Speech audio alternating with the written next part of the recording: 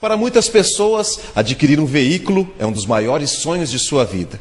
Mas o que muitas pessoas não se atentam é sobre as condições de financiamentos na hora de comprar seu veículo. Por isso que estamos aqui com Sandro Gregório, do Procon, que vai nos explicar como proceder no caso de você se sentir lesado na compra de um veículo financiado.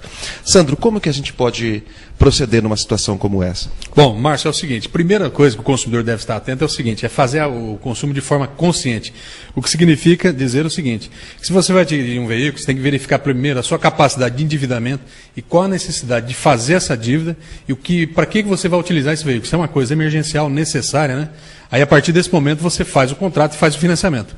O que nós temos percebido é o seguinte, na hora que o consumidor faz a relação de consumo, na hora de assinar o contrato, nem sempre ele pega uma via desse contrato. É um direito dele, é uma relação de consumo bilateral. Então, os dois, ele deve exigir naquele momento que ele imprima uma via para ele depois questionar, se for necessário questionar esse contrato, tanto na Justiça, bem como no Procon, ele já tem essa via. Então, nós temos atendido vários consumidores que não solicitam isso na hora da formação da relação de consumo, e aí tem que pedir aqui via o Procon, acaba atrasando, né, aqueles objetivos que ele tem de emitir esse documento.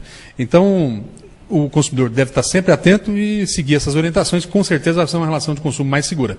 No caso de taxas cobradas indevidamente, a gente sabe que no momento da compra a gente está motivado pela emoção e não verifica determinadas cláusulas e em alguns casos acabam sendo cobradas taxas indevidas. Como proceder nessa situação? Bom, os bancos geralmente têm um hábito de cobrar aquela taxa de cadastro, que lá é irregular, vez que ele está chamando o consumidor, né, ele já está tendo um lucro com aquele financiamento com recebimento de juros, então ele não deve passar esse ônus para o consumidor. O consumidor, a hora que ter essa via do contrato, vai aparecer ali aquela taxa, né, que é aquele TAC, que ele faz uma análise de cadastro do consumidor e cobra por essa taxa.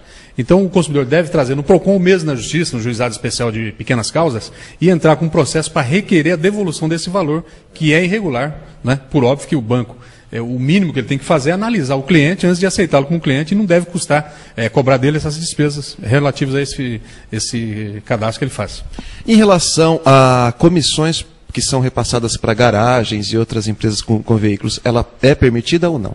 Na verdade é o seguinte, todas as comissões, essas questões, o consumidor deve estar sempre atento e todas as informações inerentes a isso. Nós tínhamos aí no passado uma variação de tabelas que ia de 1 até 10. Né? Então o consumidor não tinha conhecimento daquilo, então de acordo com a cara do freguês, às vezes era cobrado uma determinada taxa mais alta de um consumidor ou de outro. Se o consumidor fazendo prova dessa situação, ele pode também pleitear a devolução desse valor em dobro, que é uma cobrança indevida. O consumidor não deve pagar a comissão de garagem.